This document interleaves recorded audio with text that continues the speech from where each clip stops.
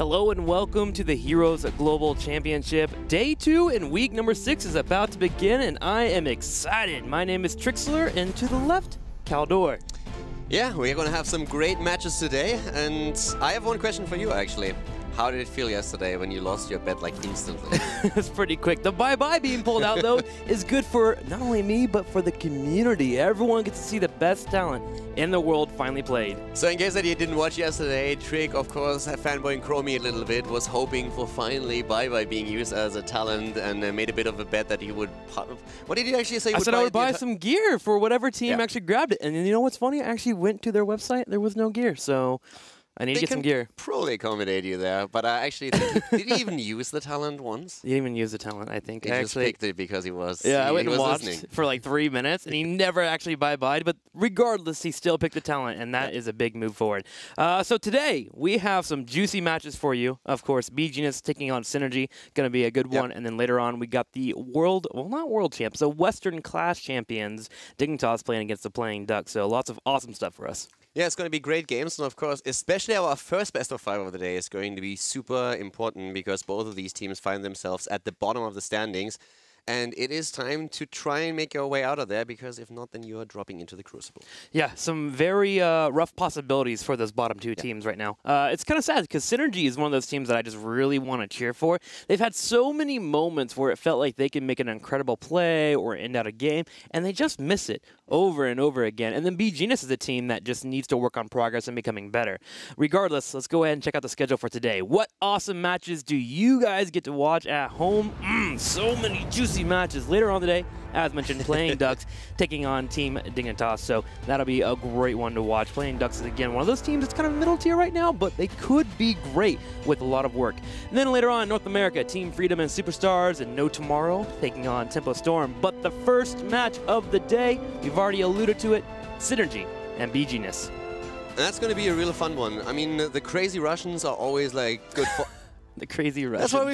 That's why we're calling them in Europe for the longest time. The Russian sense. teams actually are the most aggressive ones that we have in Europe, and it is absolutely fascinating to see what they come up with. Someone like Sevkajev, for example, who's also the captain of Synergy, of course, like he's been in the Alpha for ages. Like he was actually known for his vicious Vala back in Alpha when like he was topping the charts with everything, and he had the most crazy history. He was switching into the support role at times, back into the assassin role. So he was switching roles all over the place depending on what his teams needed. And they came up with the craziest strategies ever. Back in the day, one of the strategies they were known for, if you remember it, is the quadruple blood for blood that they played. So you could actually nuke an opponent's hero because blood for blood back then did a lot more damage. And what basically the Russians just said, there was like, that's a pretty good nuke. That's a good talent. Let's get 5 of them and just completely annihilate and body everyone. And yeah, that was one of the reasons why at some point Blizzard said, that's a little bit strong. I think we have to deal with this. So, yeah, it was pretty fun when they came up with it. It was pretty Sevka literally changing the game in the past for us. Well, let's find out what beGenius and Synergy think about today's matchup. beGenius хорошая команда. Там играет мой старый друг и бывший тиммейт Unstable. Поэтому мы в хороших отношениях, и мне нравится их стиль игры. Они играют равномерно, уверенно и никогда не делают каких-то там резких движений. Все время нацелены на победу. It's my friends. It's my Russian friends. I know that their play style. They play super aggressively, and I think they're good, but we can beat them.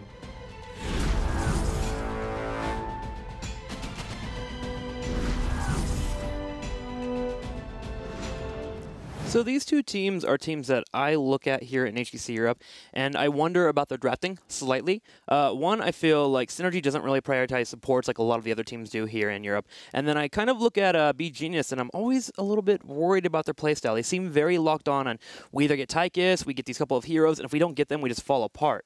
And it seems to be really hurting them. Yeah, they definitely have at times a bit of a problem with that. And as you said, for Synergy, it's actually interesting because now that the meta starts to change, Oriel, for example, is making more frequent appearance in all of the drafts that we've seen. And traditionally, actually, it was Synergy who drafted Oriel a lot for Sevka because with that hero, he has more of an impact. And especially with the Tainment Strike, he can make plays for his team. So it's going to be interesting to see how this is going to change right now, if Oriole is maybe at some point even contested. The priority, of course, is still Malfurion and Lucio for most other teams, but at some point that might become an issue. Yeah. And the cool thing about them is also that they love to draft Rexa for Hydra, so that could actually be fun today. That could be a lot of fun. Karazim, Ariel, heroes that Sefka just pulls off so well. I kind of wonder if the reason why they draft like that, where they leave the 4th and 5th slot for different supports, one, because Sefka likes them, and two, I worry about Power of Dream a little bit as a tank player. His Murden, his ETC seems to be the only heroes he can make an impact on, so I hope they've had a few weeks here to work on those hero pools and kind of diverse a little bit. We are going to Cursed Hollow for our battleground here, and let's go ahead and get kicked off here. beGenius will have the first ban. Yeah, the interesting thing, as you said, Power of Dreams, actually, like, his name is really Dreams with an S. The only reason why he calls himself Power of Dream, Blizzard only allows for so many characters, so at some point... bodied. He was like, sad face, I have to drop one, so yeah. But we can already see, I mean, look at it. We have Synergy immediately banning out the Abathur here against beGenius. Yeah. And one of the things that beGenius really loved to, like, run and, in the past is Abathur comps in general. Like, they played so many double support Abathur compositions. We've seen that with Tracers, with Illidan's, with all kinds of stuff, especially when we're talking about Cursed Hollow. The French players in general, they really prefer that style quite a bit. So in this case, Synergy is just saying, like, yeah, not going to happen here.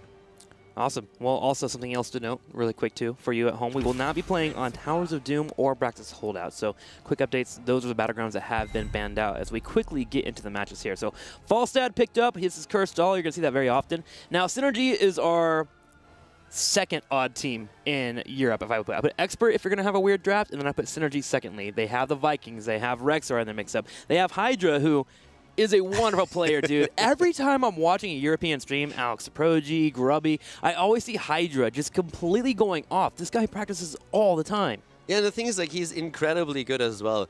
It was really funny because I played some Team League with the voice over in Europe, and for some reason, when he did his placements with us, he got, I think he had placed in, like, gold. It was really funny. All of us were, like, Master, Grandmaster, and he got placed down into gold. What a pleb. And it was a really funny conversation that we had in TeamSpeak, and everybody was just like, well, okay, boys, we have to carry Hydra again. Well, let's see what Synergy will be moving into. Traditionally, we've seen them grab their tank in the early stages and also some kind of damage, but they have adapted here. We are getting Dahaka and we are getting Lucio, so great. So this caters a bit towards the meta and also what we are seeing on this particular map. When we're talking Cursed Hollow, globals are quite important since this is a big map. Falstad gains a bit of extra value because you control the boss spots a little bit better. You can actually gust opponents away here. But overall, in the European meta right now, Lucio is just taking a massive position up at the top. Normally even banned out, in this case still available, so Synergy is saying he is the best support for us. We're going to pick up Lucio first, and we're going to get Dahaka so that we can counter-soak Falstad a bit and have a global available on our side. And then on the other side, beGenius moving into both. Wow, Arthas and a Nubrak. These are heroes that they already valued before they got buffed.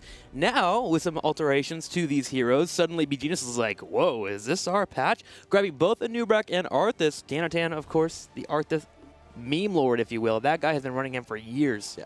And the thing is, like, it's really interesting to just see how right now, when we're looking at drafting in general, it's always that thing, you have to give something up and you need to see, okay, what do we prioritize here? What do we get and what do we offer our opponent? Sure. And on a map like this, it's absolutely cool to see this because the high priority of Lucio, you want to have an Arthas, a Nubarak is so high. But then again, there's the globals. And on a map like Cursed Hollow, for example, globals are even high in priority, so it shifts a little bit.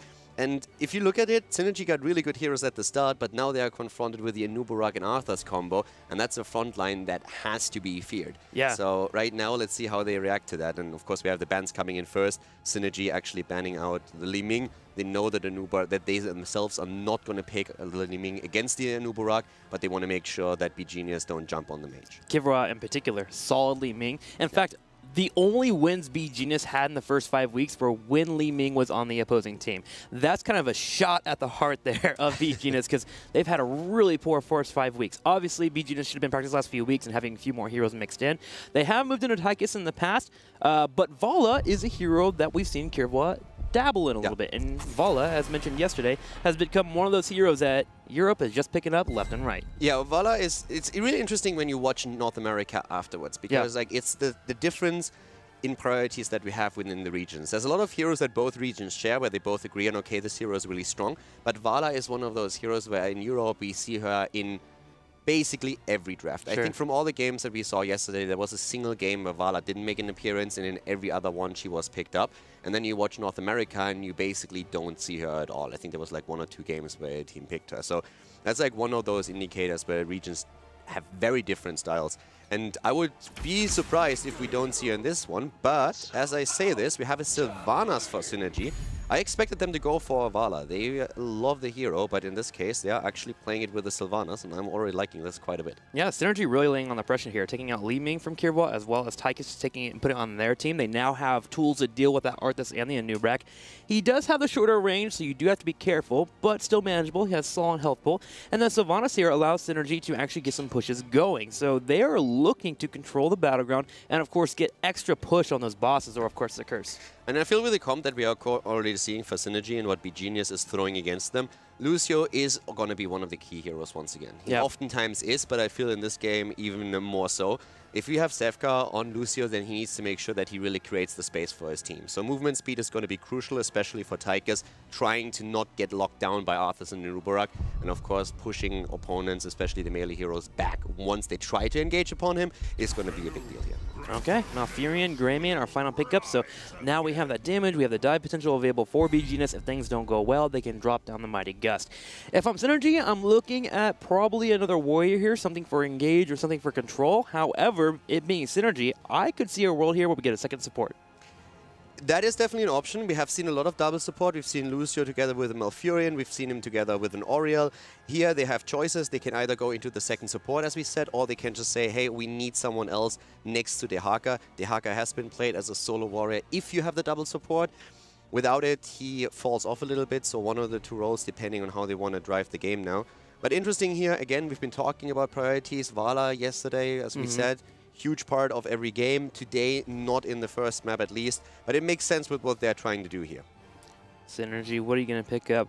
In the past, I would have maybe thought about a potential Chen pick here actually for them, just because of the craziness that is Hydra. Hydra, however, is usually the resident Dehaka player. So looking for normal tanks, we're going to get the Johanna in the rotation. I like the Johanna. I think Chen is lacking a bit of lockdown. Johanna at least has a slow. She has her Condemn, and after level 10 also the Blessed Shield. Because if you look at what they're running here, they don't really have a lot of CCs with this comp. They have the Tong on Dehaka, but that's about it. So if they jump into another support or if they go into a Chen, they're really starting to lack a little bit of that lockdown. Totally. And if you go up against Nuburak and also Arthas, you kind of need to match that at least to a certain extent. So I feel this helps them a lot. And Johanna overall is a hero that we see more and more now. Yeah, it gives them a little bit more robust play here. Also gives them that flashlight so they can deal with the Greymane. The Chen only became an option for me, 1, because Hydra plays it, and 2, Wandering Keg can be all right around boss control, and just because it's Synergy, man. They pull out the weirdness, and you always got to account for that and somehow. But I like the Johanna. It's a little bit more stable here, especially for their draft. I mean, we have always hopes that we see this little fella at some point That's getting a little bit of Chen action in. Do you hope for that when we are seeing Dignitas? I want to see Dignitas, maybe some more of that JPL sauce that he pulled out so well at the Western Clash. That'll be a good one as our next matchup. But for our first matchup, if you're looking at the drafts and not even thinking about the teams, who walks away? It's actually like, if I only look at the draft, I would probably give the edge to beGenius here. Sure. I really feel that overall the draft that they have is extremely solid. The Lucio can be the changing the game up completely, but I feel like looking at the Nuburak and Arthur's front line, having the Greymane for the big dive and all of the damage output that they have overall, Malfurion for the increased lockdown, I would say the better draft definitely goes to beGenius. Well, as per usual, we love to hear from you. Let us know. Hit us up on Twitter at Heroes Esports and use the hashtag HGC.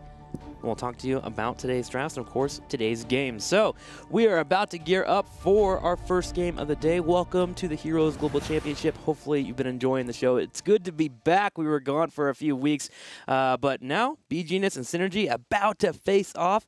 And, you know, I'm sitting here thinking, what do I want to see here from beGenius? And I actually liked in their comps and their calls a lot of the time.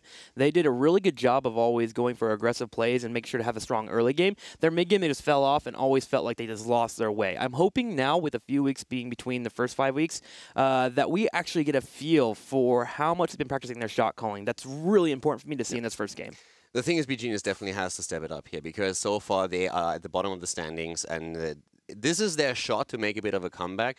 Yeah. So at this point, it's all or nothing, I feel. This is the one game that you have to win if you really want to make it out there. It's like your direct competitor in the standings, and we're going to find out today if they can make it happen or not. And for me, Synergy, it's the same thing that I had the first few weeks.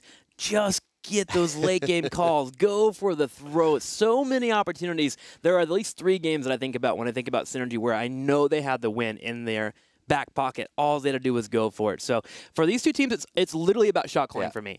The fun part about the Russian teams in general is that, as I said earlier, they thrive on aggression. But one of the things that they oftentimes do is you see them going into a team fight, they get a kill, and they get a second kill, and all of a sudden you're like, okay, they got this. This is actually a win. Fall back, take the objective, and you're good to go.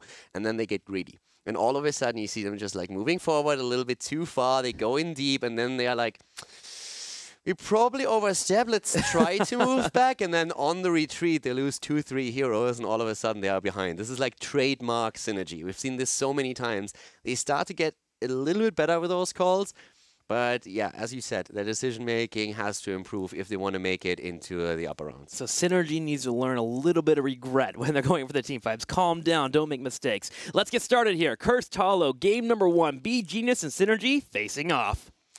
Cursed Hollow is our first map in the best of 5 series, and we're going in right away to the left side with our blue team getting out the B steps here. We're having Hydra on the Haka, Power of Dreams on Johanna, Neon on Tychus, Sir Ice Cream on Sylvanas, and Sevka on Alucia. And to the right, in the red team, no B-steps for them. Unstable on Malfurion. We're going to be having Danatan on Arthas, and boy, does he love that hero. He's got to be happy that he's been buffed. Erikine on the Falstad. We're going to have Kirvois on a Nubarak. Wow, interesting. And Tang for the win on Greymane. Yeah, Tang for the win on the Greymane here. I mean, a lot is definitely going to be hinging on him going into these fights. They have a really good setup. Their front line is super solid. They have the global here. We actually see them with the stacking talent on the side of Falstad going into the Perfect Storm instead of the Season Marksman, which definitely is an option for them. And of course, with Sylvanas, what we're seeing at the bottom is an immediate push. Now, I'm a little bit worried for beGenius here because they're trying to match this power, but the problem is that if you're trying to outpush the Sylvanas, that usually backfires pretty hard. Yeah, it certainly does. Being able to turn off the fort and such allows for her to push and start getting waves nice and stacked up. So Sylvanas is going to rotate to the middle lane as well here and just grab those turrets. And if you look at the top lane, the fort is just now starting to get chunked here from Synergy. Synergy seeing 3 in the top left, I actually wouldn't have mind for them to stay in the bottom and start applying damage to the fort. Yeah, I actually don't understand the decision that we are seeing on the part of Synergy now. You have a Sylvanas in your midst, you're definitely going to have the better push, so they can easily just stay down there and push through against the Falstad. In this case, they gave up the fort up at the top. That's a slight leading experience now to beGenius, and they weren't even able to get the second tower yet. So I really feel Synergy could have played this a little bit better. Might have been worried of giving up experience in one of the lanes since they 4-manned the bottom at the start, but beGenius is actually getting ahead of this. Yeah, beGenius is going to come out ahead here. Danatan comes in for the rotation, but that's going to help out Synergy getting the takedown here.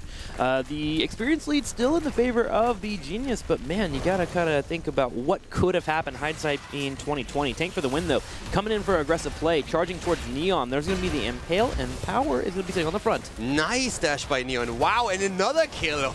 Oh, all right, they are starting this off with a bang. 3-0 in kills already as is, and Neon really making sure that he's not getting locked down by a Nubarak and puts himself into the perfect spot to get the damage in. Unstable. He could be in trouble. Wow. Sir Ice Cream will get the kill there with Sylvanas. Synergy wrecking beGenius in the early game here. They are looking strong with this. So, kind of weird shot calls by both teams. First off, the early game felt a little bit weird here for Synergy. beGenius coming in for the rotations on the middle. Obviously, you want to apply pressure to Sylvanas so she stops hitting forwards to get that trade value, but you can't falter in one by one. Too much staggering happening there for beGenius. Yeah, and in this case, it works really well for Synergy. They're currently trying to push beGenius into, more or less into the punching ball of the matchup here. So far, it's working nicely for them. We have, of course, the bigger they are on the side of Tychus. Great talent to just chunk down Arthas a little bit, and also against the Nubarak, of course. But so far, it's going really well for them. I also want to note again, we've been talking yesterday a bit about talent choices and breaking the norm. Falstad, in this case, also going for the barrel roll here on level 4, using that straight away. And we've been mentioning that Hazops is one of the players that uses updraft a bit. Thought process behind it being oftentimes that you want to position yourself a bit better for a good Mighty Gust so that you can get a good flank in the opponent, and it gives you a certain amount of safety as well. Well, we'll be watching out for that talent to see if he can get the value off of that level 4. Meanwhile, Synergy is getting value in the bottom lane as Sylvanas and crew are pushing in on the fort. Now, we do have Tank for the win and Unstable here to slow that push down, and they were able to achieve a tribute by the top right corner as the Haka was peeled out, but beGenius now tying up the experience. Well done so far, but remember, that fort being down in the top left corner is what's keeping them in the game. Yeah, the one thing that I also want to highlight is that even though we have the 4-0, we still see even experience on both sides. So beGenius, of course, getting a bit smacked around in the early game, but it's not really to an extent where you say, okay, they are massively behind and they're going to lose the video game here. Yep. So right now, they still aren't even talents as the second tribute spawns, and that puts them into a pretty good position here to aim for the second one. They already have position on the tribute, and it's now up to Synergy to make a play. Yeah, Synergy should try to contest this because Arthas is in the top lane defending against that Giants and Dahaka, and Dahaka can rotate in for a number advantage for a good 10 seconds. So Synergy playing aggressive will get hit with the root and power on the back for Falstead, but Danatan with the big rotation. Yeah, Danatan with rotation. Dahaka also still up at the top. Sefkaja still trying to get the channel in here. And we have Dahaka moving in, going straight for the drag against Nubarak, and boom, that's kill number 5 for Synergy, but they lose Lucio as we have a great root from Malfurion, but the fight ain't over yet. Yeah, beGenius with the flank there, make sure to go for a 1-for-1 rotation with the support being down, but suddenly Synergy does move in for the aggressive play. Neon's gonna get turned around on Tank for the win, bringing in the cleave. Massive root. Great root by Unstable. Power of Dreams goes down. They're trying to get the kill against Arthas, and they succeed, but Hydra finds himself in trouble and is also obliterated. This is the joy of watching these two teams. They just love to fight. They love kills. And now suddenly at, 5 minutes, we have 10 kills between both teams. Synergy and beGenius turning the MOBA into a hero's brawler and now trying to follow up with a big play for the boss. That's what we're seeing on the side of Synergy. Basically saying, yep, we need to do something here. I mean, the big part for them is they were able to get the tribute. That's actually huge. They might have lost the fight in the end and lost a few heroes here, but they were able to get the objective. And this play for boss is not contested. It's also not scouted out. And that's actually important because beGenius makes the safer play for their own night camp. But right now, Synergy claiming the boss can just move to the top and see if they can contest it. No, they're going ahead and push bottom here. They have Sylvanas. They're going for Sylvanas straight. Yeah, and as I say that, they are not contesting it for a simple reason, even if they know that boss is currently being taken by beGenius, because as you can see, level 10 is just going to hit any second right now, and they cannot afford to take a fight level 9 versus level 10, so instead they decide to just move in with the boss. Let's not forget, they're running a Sylvanas here, so they get extra value out of pushing with the boss. And now with 10 hitting for both of our teams, Synergy looking to play more aggressive. This boss has not been scratched yet. Remember that Sylvanas straight really kicking in here, and they can move towards the keep wall. Yeah, and right now, this is actually starting to become extremely dangerous. That boss still has quite a few hit points left. Sylvanas is helping out. The wall is already broken. They're going for Odin. They're here to stay, and they are moving in straight away, trying to maybe even get a kill. But Arcane with a gust. Yep, the gust will hold us off for now. The boss continues to fall under a quarter health. Sylvanas now finally getting that trade value. Neon steps up to work in those auto attacks on Tychus. And at the same time, once again, we're seeing the silence wailing arrow going in, and Nubarak just barely getting away. No kill thus far, but the boss is down, and all of a sudden we see beGenius turning it around. The big break it down, keeping everyone alive for now. Cocoon's been popped out at the same time. Power in the front left. Neon low on health. He's starting to walk away. He gets bursted though. Sir Ice Cream low on health. Tank for the win, clawing forward. Unleash the beast. Here comes Greymane, taking them down one by one. He's on the prowl, and he's getting kill after kill. Arthas died as Tychus bit the dust, but then it was the Greymane show as he moves in and takes them on one after another. And this is exactly what we've been talking about before the game started. This tendency that Synergy has to overstay their welcome. They stayed in a bit too long. They were trying to get that value out of the boss, and they missed the opportunity to safely move back. Yep, the two big plays there was Unstable on Malfurion, bringing out the silence to keep everyone locked in, and then Cocoon. Cocoon, the moment that went out, Synergy as a team should have said, okay, all four of us leave, give up the person that got caught. But they tried to save their teammate who was underneath the keep under a Cocoon moment, and that resulted in 4 takedowns for beGenius. This is textbook Synergy. You have a great opportunity to do damage, you move in, do the damage, you get a bit too greedy, stay too long, and then you lose your team on the way back. On this moment, though, we have Dehaka moving in from behind, trying to get a good drag here, moving for the Greymane. Greymane immediately getting cleansed here. Danatan trying to cover the retreat as once again Unstable is putting down the roots. Mighty Gust is available. Stanton's going to play aggressive. Cocoon hits on Neon. There's a big silence. Same time, we're going to have the Break It Down coming out, and the health points will be delayed. beGenius, Mighty Gust. And this is actually solid news overall for Synergy. That fight slowed down beGenius long enough to where they don't have to worry about keep pressure. But they do need to go defend at some point, and Dehaka's doing so. Yeah, I'm worried about the top lane, exactly. And that's where Dehaka is headed, as you already pointed out. The fort at the bot lane is most likely going to be lost, but they need to save their keep. There's a fight going on once again, though. Kiaba is low, extremely low, trying to get away here. At the same time, Tychus is eliminated. Neon is dead, and so is Johanna. This is beGenius turning up the heat.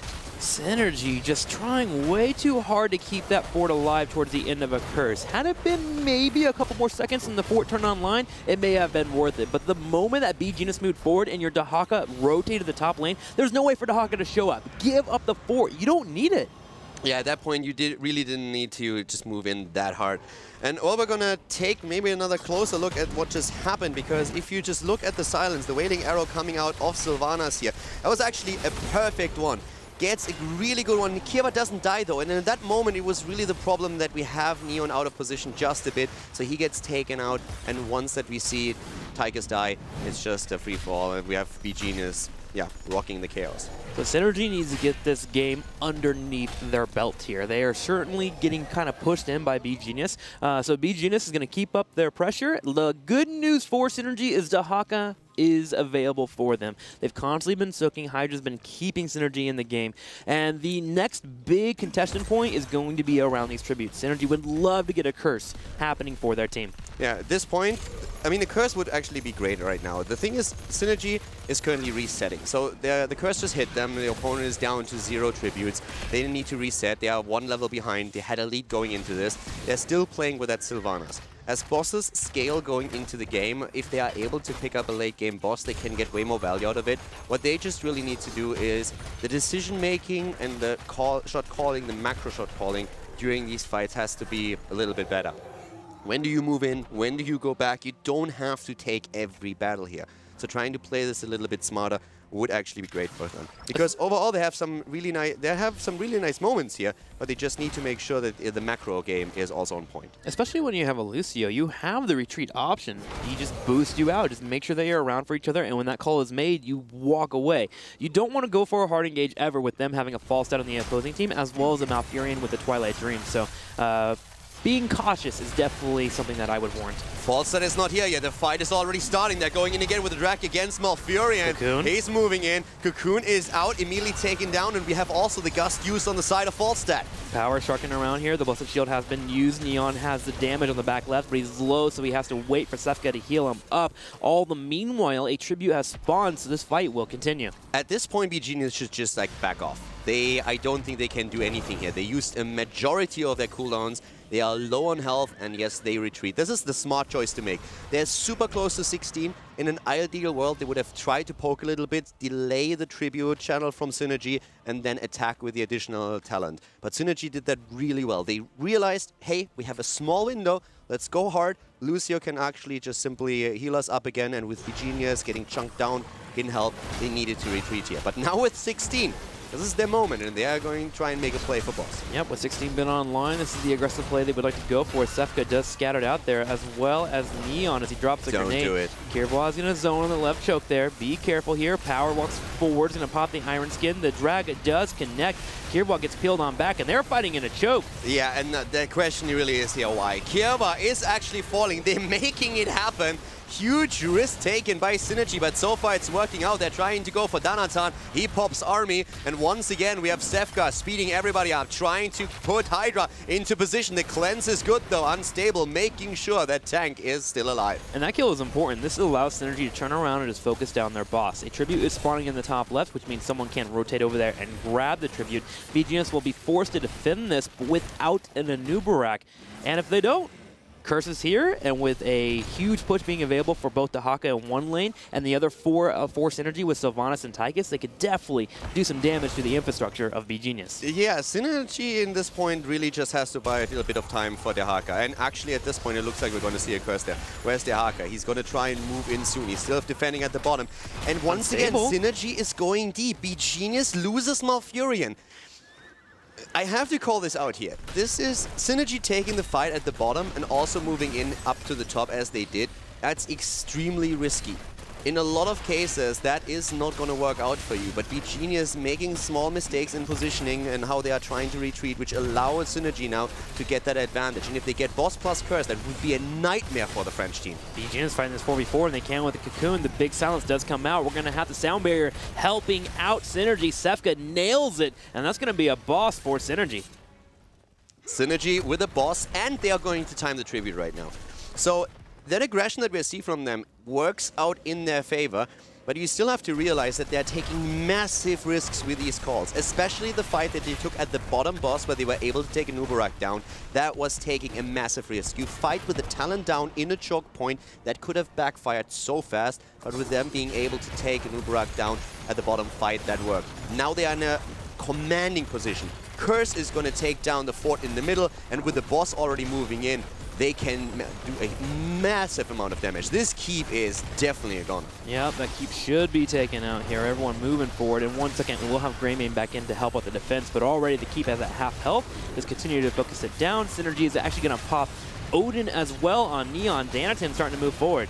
Yeah, this is the point where you really have to think, okay, do I want to fight here, yes or no? Because what are you going to do? Are you going to make the play for core here? Probably not. They're still fighting. Hydra is there. The boss, on the other hand, moving towards the core. beGenius needs to be careful. They're losing Falstad. This is huge. Danatin's on the back left, and he got Neon low, but it wasn't enough. With Falstad being killed, Synergy can make a play here to aggressively move onto the core. The boss starting to chunk through the shields. Another member falls, and Synergy may have found their juice here. They're going for the throat, focusing down the core. With the added sound barrier, that's definitely going to be game here. The core falls down to 40%, 30%, 20%, 10%. Synergy takes game number 1. Synergy takes the first game. It was an interesting one. There was a lot of decisions where I feel like we can talk about it a little bit. I feel, especially at the end there, that fight to me was a bit weird. On one hand, you have beGenius, who deal with the boss going through the keep, and then the question really becomes, is that boss at that moment in time already strong enough that you are afraid of losing your core? Normally, when you have a really strong boss in the late game and your opponent is pushing in, the idea behind it is you move past the boss and you force your opponent into a team fight past the boss so that the boss doesn't play a role in the team fight itself. You try to win the fight because you feel you're with the back to the wall. You have to take the team fight. If you don't, you're going to lose at the core. I actually believe that in this particular setup, the boss didn't scale enough yet to be a threat for the core itself. So I don't think that Synergy could have said, boss is on the core, we go for core right now. I think with 5 men at the core, they should have been able to defend it. But with beGenius moving past, going in, taking that fight, and losing 2 heroes, the game was forfeit at that point. I'm not quite sure what you think about that, but I really feel a defense at the core this early in the game would probably have been the better choice. It would have been easy, especially with Greymane and the Mighty Gus Falstad being available, especially when you get to 20. At 20, you would say that composition is probably slightly better than what Synergy had, just because of Greymane's level 20 power spike. Also, Falstad with the Epic Mount can get isolation picks and maybe an aggressive Mighty Gus play. So, yeah, diving in past the keep, especially when it's already at a quarter health when Greymane just spawned, isn't really worth it. So beGenius, again, being in a spot where their shot calling can kind of hurt them a little bit. But Synergy, on the other side, I want to give some kudos to them. They actually went for the throw. They went for a kill, which is something that I've been dying to see from them. I mean, at that point, they really played it. I think they would actually not have gone for core. They would have probably just like sat there, see what they can do. But as soon as you get that one kill, you know, okay, this is our time. This is the time we can go in and we can take them down. And they made a great choice with that. They had a couple of risky calls before that. Some of them worked in their favor, some didn't. But what I really want to see from them is a little bit more discipline in the mid-game when they make plays that they move back a little bit earlier. And the thing that worries me slightly watching them is this is an issue they had for a long time. So they need to really work on that one thing, and that would make them so much stronger as a team. They win this one, but it's still one of those things where it can just backfire so fast and you find yourself on the back foot. So they played a great game here. Had a couple of great moments, but they need to be careful going forward. Well, that is correct. There are still chances here for beGenius. This is a best of 5. We'll be right back with game number 2.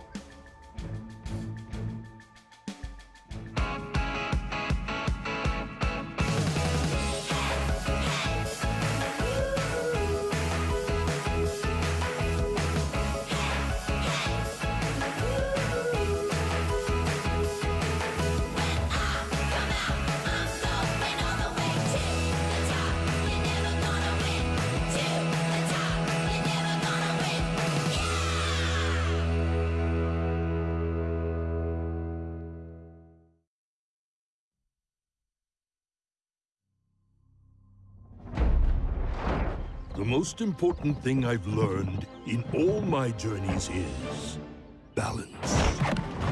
Work and play. Good and bad. Right and wrong. Honor. Tradition. A good brew. And most especially, family. These are the things that bring me balance. These are the things I fight for.